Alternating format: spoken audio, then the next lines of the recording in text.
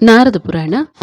ಸಂಸ್ಕಾರಗಳ ಗೊತ್ತಾದ ಕಾಲ, ಬ್ರಹ್ಮಚಾರಿಯ ಕರ್ತವ್ಯ, ಧರ್ಮ, ಅನಧ್ಯಾಯ ಹಾಗೂ ವೇದಾಧ್ಯಯನದ ಅವಶ್ಯಕತೆಯ ವರ್ಣನೆ.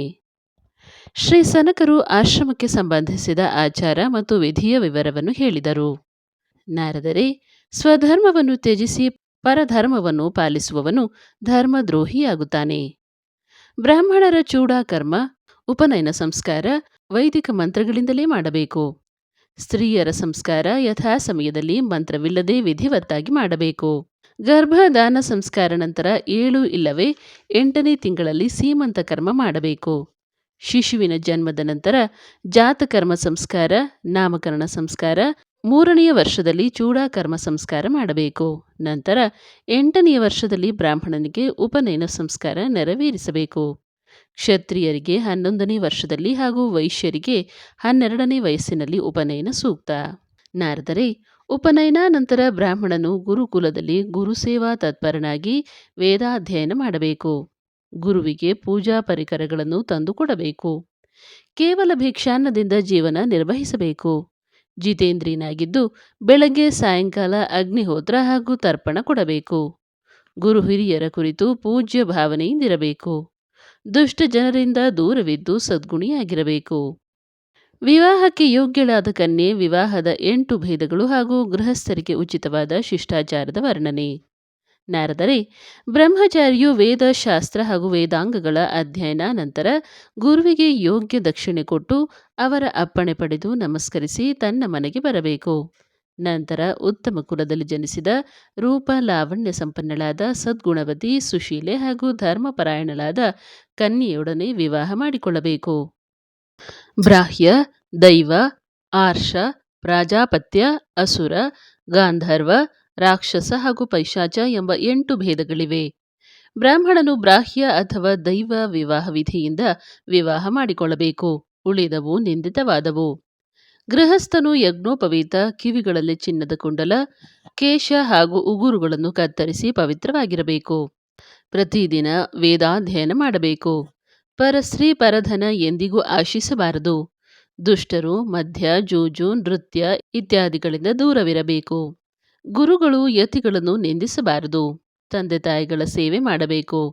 ಅವರ ಮರಣಾನಂತರ ಉತ್ತರ ಕ್ರಿಯಾದಿಗಳನ್ನು ಹಾಗೂ ಪ್ರತಿ ವರ್ಷವೂ ಶ್ರಾದ್ದ ಕರ್ಮವನ್ನು ತಪ್ಪದೇ ಶ್ರದ್ಧಾಭಕ್ತಿಗಳಿಂದ ಮಾಡಬೇಕು. ಈ ರೀತಿಯ ಸದಾಚಾರ ತತ್ಪರನಾದ ಗೃಹಸ್ಥನು ನಿಸ್ಸಂದೇಹವಾಗಿ ಶ್ರೀ ವಿಷ್ಣುವಿನ ಸಾರೂಪ್ಯ ಪಡೆಯುವನು.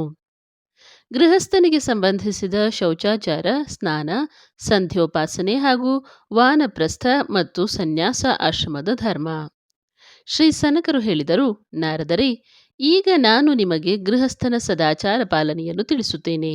ಇದರಿಂದ ಸದ್ಗೃಹಸ್ಥನ ಎಲ್ಲಾ ಪಾಪಗಳು ನಷ್ಟವಾಗುತ್ತವೆ. ಗೃಹಸ್ಥನು ಬಾಹ್ಯ ಹಾಗೂ ಆಂತರಿಕವಾಗಿ ಶುದ್ಧವಾಗಿರಬೇಕು. ದೇಹದ ಹೊರಭಾಗವನ್ನು ಶುದ್ಧವಾಗಿಟ್ಟುಕೊಳ್ಳುವುದು, ಬಾಹ್ಯ ಶುದ್ಧಿ ಹಾಗೂ ದೇಹದೊಳಗಿನ ಭಾವನೆಗಳನ್ನು ಪವಿತ್ರವಾಗಿಟ್ಟುಕೊಳ್ಳುವುದು ಆಂತರಿಕ ಶುದ್ಧತೆ. ಮಲಮೂತ್ರಾದಿಗಳಿಂದ ಶುದ್ಧನಾದ ಮೇಲೆ ದಂತಧಾವನ ಹಾಗೂ ನಿರ್ಮಲ ಜಲದ ಸ್ನಾನ ಮಾಡಬೇಕು. ಗಂಗೆ ಚ ಯಮುನೆ ಚೈವ ಗೋದಾವರಿ ಸರಸ್ವತಿ ನರ್ಮದಿ ಸಿಂಧು ಕಾವೇರಿ ಜಲೇಸ್ಮಿನ್ ಸನ್ನಿಧಿಂ ಕುರು ಎಂಬ ತೀರ್ಥಗಳ ಸ್ಮರಣೆಯಿಂದ ಸ್ನಾನ ನಂತರ ಆಚಮನ ಹಾಗೂ ಸೂರ್ಯದೇವನಿಗೆ ತರ್ಪಣ ಕೊಡಬೇಕು. ಶುದ್ಧ ವಸ್ತ್ರ ಧರಿಸಿ ಗಾಯತ್ರಿ ಮಂತ್ರದಿಂದ ಆಚಮನ ಮಾಡಬೇಕು. ಗಾಯತ್ರಿ, ಶಿವ, ವಿಷ್ಣು, ಸೂರ್ಯರ ಜಪ ಮಾಡಬೇಕು. ಪ್ರಾತಃ ಕಾಲ ಗಾಯತ್ರಿ ದೇವಿ ಬ್ರಹ್ಮನ ಶಕ್ತಿ ಋಗ್ವೇದ ಸ್ವರೂಪ ಬಾಲಕಿಯ ರೂಪದಲ್ಲಿಯೂ, ಮಧ್ಯಾಹ್ನ ಕಾಲದಲ್ಲಿ ರುದ್ರನ ಶಕ್ತಿಯಾದ ಸಾವಿತ್ರಿ ರೂಪದಲ್ಲಿಯೂ, ಸಾಯಂಕಾಲ ವಿಷ್ಣುವಿನ ಶಕ್ತಿ ಭಗವತಿ ಸರಸ್ವತಿ ರೂಪದಲ್ಲಿಯೂ ಶೋಭಿಸುತ್ತಾಳೆ. ಹೀಗೆ ಧ್ಯಾನ ಮಾಡುತ್ತಾ ಗಾಯತ್ರಿ ಮಂತ್ರವನ್ನು ಜಪಿಸಬೇಕು. ದೇವ ಪೂಜಾ ನಂತರ ಬಲಿ ವೈಶ್ವದೇವ ಕರ್ಮ ಮಾಡಬೇಕು. ಅತಿಥಿಗಳ ಉಚಿತ ಸತ್ಕಾರ ಮಾಡಬೇಕು. ನಂತರ ಸಾತ್ವಿಕವಾದ ಆಹಾರ ಸೇವಿಸಬೇಕು. ಮೌನವಾಗಿ ಅನ್ನ ಬ್ರಹ್ಮನನ್ನು ನಿಂದಿಸದೆ ಊಟ ಮಾಡಬೇಕು. ಭೋಜನಾನಂತರ ಆಚಮನ ಮಾಡಿ ಶಾಸ್ತ್ರ ಚಿಂತನೆಯಲ್ಲಿ ತತ್ಪರನಾಗಬೇಕು.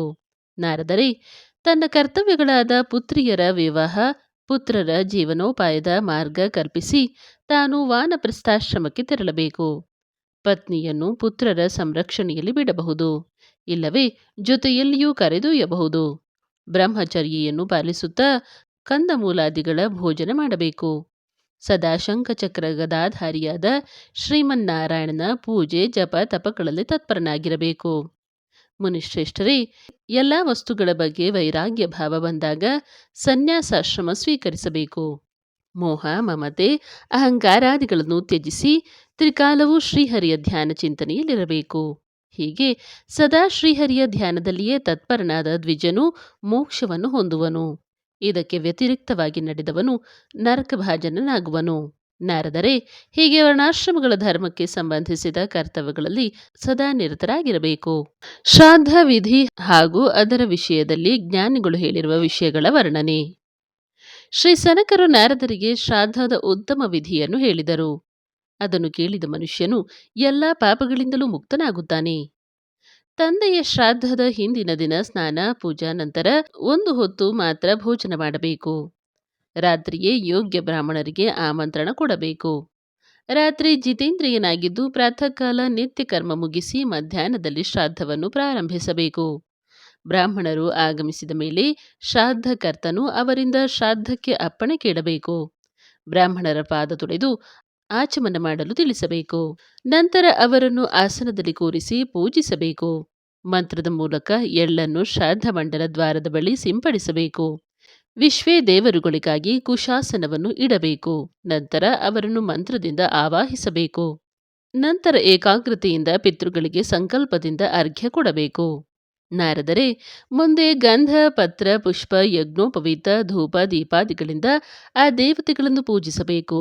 ನಂತರ ಪಿತೃಗಣಗಳನ್ನು ಪೂಜಿಸಬೇಕು. ಅವರಿಗೆ ಯಾವಾಗಲೂ ಎಳ್ಳಿನ ಹಾಗೂ ಕುಶಾಸನವನ್ನೇ ಕೊಡಬೇಕು. ತಮ್ಮ ತಮ್ಮ ಆಚಾರಕ್ಕನುಸಾರವಾಗಿ ಅಗ್ನಿಯಲ್ಲಿ ಹೋಮ ಮಾಡಬೇಕು. ನಂತರ ಏಕಾಗ್ರ ಚಿತ್ತದಿಂದ ವಿಶ್ವೇ ದೇವ ಹಾಗೂ ಪಿತೃಗಳು ಇಬ್ಬರಿಗೂ ಅನ್ನವನ್ನು ಬಡಿಸಬೇಕು. ಪಿತೃಗಳಿಗೆ ನಮಸ್ಕರಿಸಿ ಶ್ರಾದ್ದಕರ್ತನು ಶ್ರೀಮನ್ನಾರಾಯಣನ ಚಿಂತನೆ ಮಾಡುತ್ತಾ ಶ್ರಾದ್ದ ಕರ್ಮವನ್ನು ಶ್ರೀ ವಿಷ್ಣುವಿನ ಸೇವೆಯಲ್ಲಿ ಸಮರ್ಪಿಸಬೇಕು. ಬಂದ ಬ್ರಾಹ್ಮಣರು ಭೋಜನ ಮಾಡಬೇಕು. ನಿಧಾನವಾಗಿ ಭೋಜನ ಮಾಡಬೇಕು. ನಗುತ್ತಾ ಜೋರಾಗಿ ಹರಟೆ ಹೊಡೆಯುತ್ತಾ ಊಟ ಮಾಡಿದರೆ ರಾಕ್ಷಸರಾಗಿ ಜನಿಸುತ್ತಾರೆ. ಅವರ ಊಟವಾಗುವವರೆಗೂ ಶ್ರಾದ್ದಕರ್ತನು ನಾರಾಯಣ ಅಥವಾ ಗಾಯತ್ರಿ ಜಪ ಮಾಡಬೇಕು.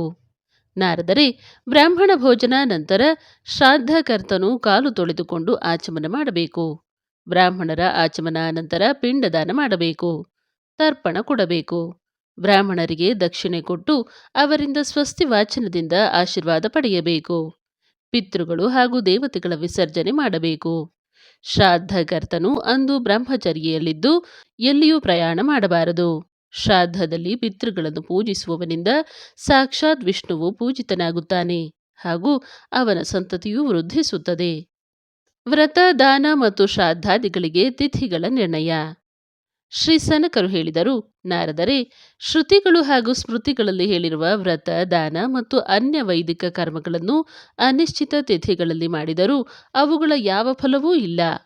ಏಕಾದಶಿ ಅಷ್ಟಮಿ ಷಷ್ಠಿ ಪೂರ್ಣಿಮಾ ಚತುರ್ದಶಿ ಅಮಾವಾಸ್ಯೆ ಹಾಗೂ ತದಿಗೆ ಇವು ಪರ ತಿಥಿಗಳಿಂದ ಸಂಯುಕ್ತವಾದರೆ ಉಪವಾಸ ಮತ್ತು ವ್ರತಾದಿಗಳಲ್ಲಿ ಶ್ರೇಷ್ಠವೆಂದು ಪರಿಗಣಿಸಲ್ಪಟ್ಟಿವೆ.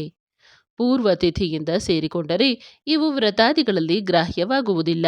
ಸಂಪೂರ್ಣ ವ್ರತಾದಿಗಳಲ್ಲಿ ಶುಕ್ಲ ಪಕ್ಷವೇ ಶ್ರೇಷ್ಠವೆಂದು ಹಾಗೂ ಅಪರಾಹ್ನಕ್ಕಿಂತ ಪೂರ್ವಾಹ್ನವೇ ವ್ರತಾಚರಣೆಗೆ ಯೋಗ್ಯ ಕಾಲವೆಂದು ಹೇಳುತ್ತಾರೆ. ರಾತ್ರಿ ವ್ರತದಲ್ಲಿ ಯಾವಾಗಲೂ ಪ್ರದೋಷ ಕಾಲದವರೆಗೂ ಇದ್ದ ತಿಥಿಯನ್ನೇ ತೆಗೆದುಕೊಳ್ಳಬೇಕು. ಹಗಲು ಮಾಡುವ ವ್ರತಾದಿಗಳಲ್ಲಿ ದಿನಪೂರ್ತಿ ತಿಥಿಗಳೇ ವ್ರತಾದಿ ಕರ್ಮ ಮಾಡಲು ಪವಿತ್ರವೆಂದು ಹೇಳುತ್ತಾರೆ. ಶ್ರಾವಣ ದ್ವಾದಶಿ ವ್ರತದಲ್ಲಿ ಸೂರ್ಯೋದಯದ ದ್ವಾದಶಿಯನ್ನೇ ಪರಿಗಣಿಸಬೇಕು. ಸೂರ್ಯ ಹಾಗೂ ಚಂದ್ರಗ್ರಹಣಗಳಲ್ಲಿ ಗ್ರಹಣ ಇರುವವರೆಗಿನ ತಿಥಿಯು ಜಪಾದಿಗಳಲ್ಲಿ ಶ್ರೇಷ್ಠ. ನಾರದರೆ, ಈಗ ಎಲ್ಲ ಸಂಕ್ರಾಂತಿಗಳಲ್ಲಾಗುವ ಪುಣ್ಯಕಾಲದ ವರ್ಣನೆಯನ್ನು ಕೇಳಿರಿ. ಸೂರ್ಯನ ಸಂಕ್ರಾಂತಿಗಳಲ್ಲಿ ಸ್ನಾನ ದಾನ ಹಾಗೂ ಜಪಾದಿಗಳನ್ನು ಮಾಡುವವರಿಗೆ ಅಕ್ಷಯ ಫಲಪ್ರಾಪ್ತಿಯಾಗುತ್ತದೆ. ಇವುಗಳಲ್ಲಿ ಕರ್ಕ ಸಂಕ್ರಾಂತಿ ದಕ್ಷಿಣಾಯನವೆಂದು ಹಾಗೂ ಮಕರ ಸಂಕ್ರಾಂತಿ ಉತ್ತರಾಯಣ ಸಂಕ್ರಾಂತಿ ಎಂದು ಹೇಳಲ್ಪಟ್ಟಿದೆ. ಸೂರ್ಯ ಹಾಗೂ ಚಂದ್ರಗ್ರಹಣ ಹಿಡಿದಂತೆಯೇ ಅಸ್ತವಾದರೆ ಮಾರನೆಯ ದಿನ ಅವುಗಳ ಶುದ್ಧ ಮಂಡಲ ನೋಡಿಯೇ ಭೋಜನ ಮಾಡಬೇಕು. ಮುನಿಶ್ರೇಷ್ಠರೇ, ಅಮಾವಾಸ್ಯೆಯು 2 ಪ್ರಕಾರವಾಗಿದೆ. ಚಂದ್ರನ ಕಲೆಯು ಪೂರ್ಣವಾಗಿ ಕಾಣಿಸುವ ಚತುರ್ದಶಿಯುಕ್ತ ಅಮಾವಾಸ್ಯೆಯು ಸಿನಿವಾಲಿ ಎಂದು, ಚಂದ್ರನ ಕಲೆಯು ಸಂಪೂರ್ಣವಾಗಿ ಕ್ಷಯವಾದರೆ ಚತುರ್ದಶಿಯುಕ್ತ ಅಮಾವಾಸ್ಯೆಯು ಕುಹು ಎಂದು ಕರೆಯಲ್ಪಡುತ್ತದೆ. ನಾರದರೆ ಪ್ರತಿಪದೆಯೆಂದು ಯಾಗವನ್ನು ಮಾಡಬೇಕು. ಅದನ್ನು ಪ್ರಾತಃಕಾಲವೇ ಪ್ರಾರಂಭಿಸಬೇಕು. ಒಂದು ವೇಳೆ 2 ಏಕಾದಶಿಗಳು ಬಂದರೆ ಮೊದಲನೆಯದು ಗೃಹಸ್ಥರಿಗೆ ಹಾಗೂ ಎರಡನೇ ಏಕಾದಶಿಯು ಯತಿಗಳಿಗೆ. ಒಂದು ವೇಳೆ ಒಂದೇ ದಿನ ಏಕಾದಶಿ, ದ್ವಾದಶಿ ಹಾಗೂ ರಾತ್ರಿಯ ಅಂತಿಮ ಭಾಗದಲ್ಲಿ ತ್ರಯೋದಶಿಯೂ ಸಹ ಬಂದರೆ ತ್ರಯೋದಶಿಯಂದು ಪಾರಣೆ ಮಾಡಿದರೆ 12 ದ್ವಾದಶಿಗಳ ಪುಣ್ಯ ಫಲ ದೊರೆಯುತ್ತದೆ. ಸ್ಮೃತಿ ಮಾರ್ಗದಲ್ಲಿ ತಿಳಿಸಿರುವಂತೆ ವ್ರತಾದಿಗಳನ್ನು ಮಾಡುವವರಿಗೆ ಅಕ್ಷಯ ಫಲಪ್ರಾಪ್ತಿಯಾಗುತ್ತದೆ. ವೇದದಲ್ಲಿ ಹೇಳಿರುವುದೇ ಧರ್ಮ. ಧರ್ಮದಿಂದ ಶ್ರೀಹರಿಯು ಸಂತುಷ್ಟನಾಗುತ್ತಾನೆ. ಆದ್ದರಿಂದ ಧರ್ಮಪರಾಯಣನು ವಿಷ್ಣುವಿನ ಪರಮಧಾಮದಲ್ಲಿಯೇ ವಾಸಿಸುತ್ತಾನೆ. ಅಂಥವರು ಸಂಸಾರ ಬಂಧನದಿಂದ ಬಿಡುಗಡೆ ಹೊಂದಿ ಮೋಕ್ಷವನ್ನು ಹೊಂದುತ್ತಾರೆ.